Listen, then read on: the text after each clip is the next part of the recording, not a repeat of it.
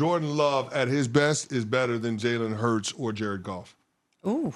The problem, I'm not saying you're wrong on this. The problem I have with it is I have more faith in Goff, despite the 5-interception game, and Hurts to not turn the ball over in the biggest of spots. Now, that is the good with the bad with Love.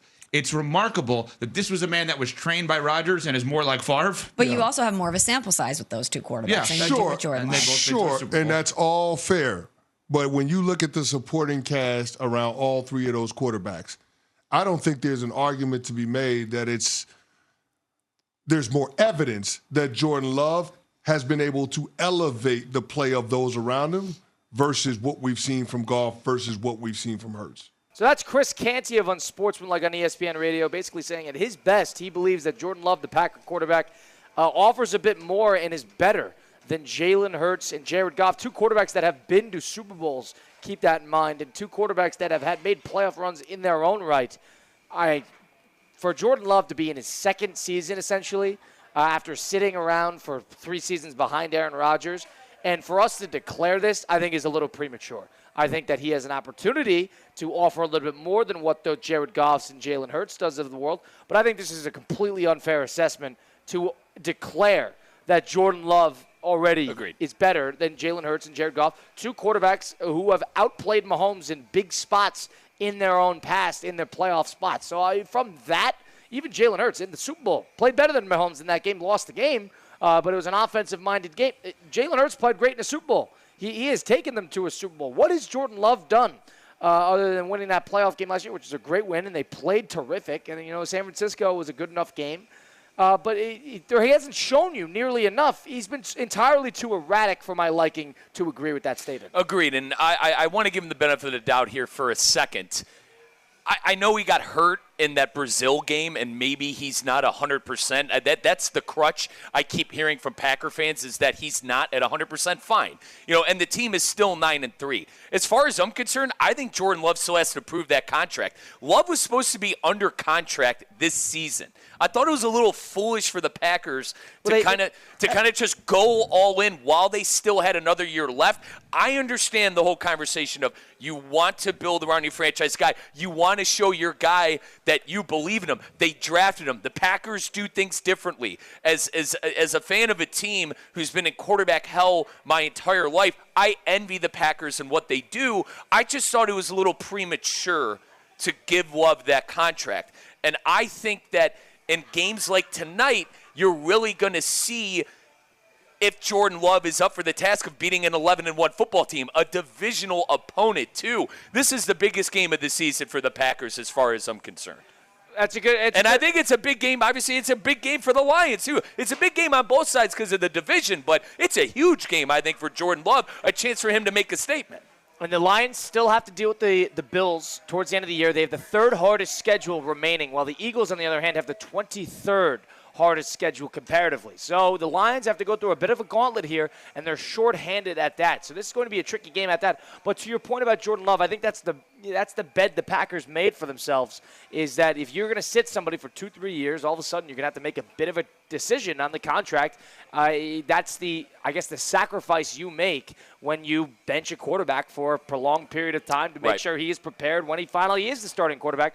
It sounds like Jordan Love is their guy, and of course they paid him to do it, so I have no problem with that. I have a problem with declaring him a more valuable asset at the quarterback position comparatively to two guys who have seen a lot of playoff success thus far, one of them being Jared Goff with two different franchises, too. I think he doesn't get enough credit for that. I know both franchises had great surrounding rosters, but so does every Super Bowl winning team, so does every playoff contending team. They all have great surrounding rosters.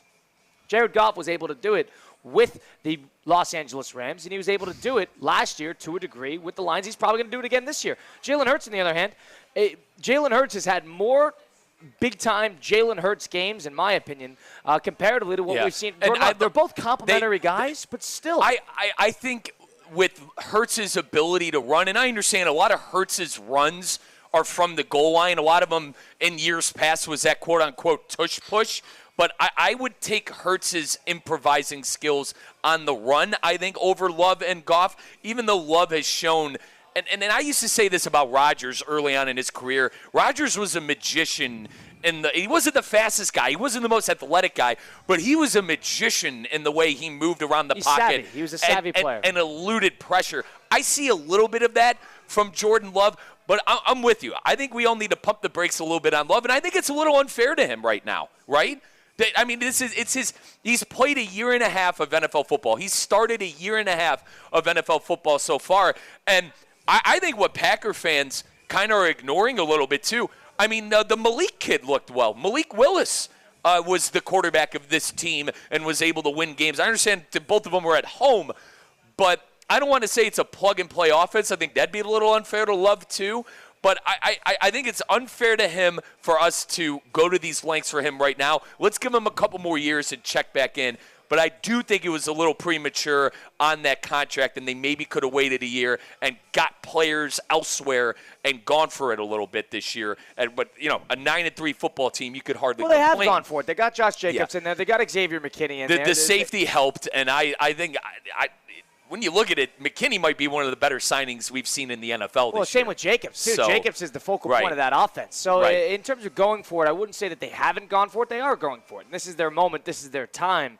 The one thing that the Packers, I think, have questions at is if you're the Green Bay Packers and your whole mantra is you're going to pay the quarterback and you're going to kind of figure it out at receiver with the lower draft picks and Dobbs and Dontavian Wicks and Jaden Reed and Christian Watson, you got a plethora of different assets to utilize. Yep. And all of a sudden, when it doesn't work, Packers are second in the league in drops. They have 28 drops, only behind the Cleveland Browns in that regard. Right. So in a big game, when the receivers start letting you down a little bit, not getting the separation you're used to, or just not making a big play towards the end of the year, is this going to be a Jordan Love problem? Is this going to be a Packer construction problem? Is this going to be the Aaron Rodgers complaint that he doesn't have enough receivers? What is this going to be? Or is this going to be Jordan Love is a little erratic, which he has been to this point in this season? Yeah, and Jared Goff has proved that he could be a good game manager. I mean, it got McVay and the Rams all the way to the Super Bowl.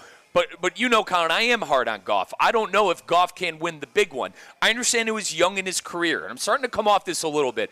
But when I look at the quarterbacks around the league, I just look at Jared Goff, and I don't see a Super Bowl caliber quarterback. But when you line up all the great pieces around him, you get 11-1 football. It's up to Goff to not make the mistakes. Goff's a Super Bowl winning. He's a Super Bowl level quarterback. It's up to Goff to not make the mistakes to kind of hinder his team when they get to the big moment. Last year, we blamed Campbell. And personally, I think it was more Campbell's fault not taking the points rather than the offense not scoring. But no one said that the Lions offense had to just go completely anemic. We could blame coaching. We could blame a lot of things on that.